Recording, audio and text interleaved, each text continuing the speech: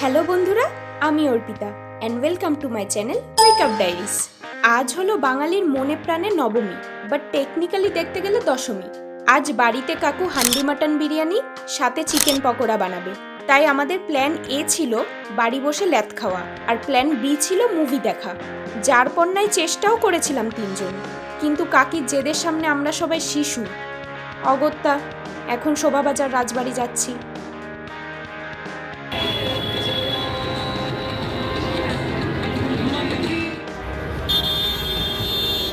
পুজো মানেই আমার কাছে ভালো ভালো খাবার আর কিছু পছন্দের মুভি, বাট দুটোই বাড়ি বসে। এত ভিড় না তো আমার শরীর নিতে পারে, না তো আমার আত্মা। দাদা ফুটে এখানে দাঁড়া। কি করছে এরা? এরা সাথে থাকলেই ঝগড়া খালি।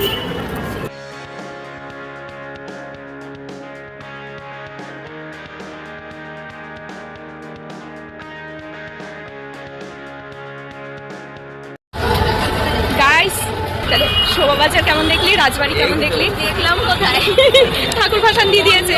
শোভাবাজারের রাজবাড়ি দেখতে এসেছি, বাট সেটা ঠাকুর বিসর্জন দিয়ে দিয়েছে আর দেখতে পারিনি, গেট বন্ধ হয়ে গেছে। এখন কোথায় যাচ্ছি ভগবান জানে, কাকি জানে। আমাদের নিয়ে এসছে ঘুরতে।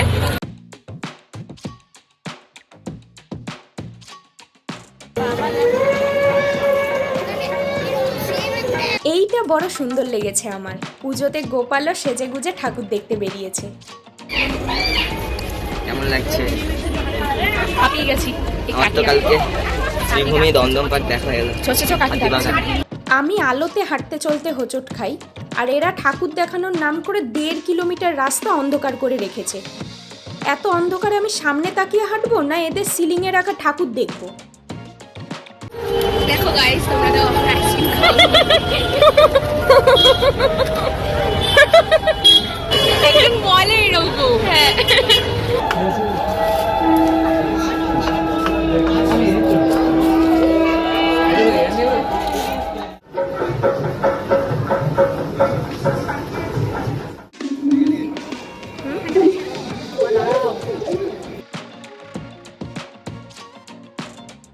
তারপর ওই অন্ধকার গলিপথ থেকে বেরিয়ে একসময় আমরা কাকিকে হারিয়ে ফেলি, বা হতে পারে কাকি আমাদের হারিয়ে ফেলে, গড নোস।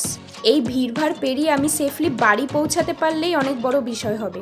তো এই মূল্যবান সময়ে আমি অরূপকে জীবনের কিছু মূল্যবান জ্ঞান দিচ্ছিলাম। কাকু রান্নাবান্না করে আমাদের জন্য বসে আছে, তাই এখন বাড়ি যাওয়ার পালা। বাই বাই করে দে।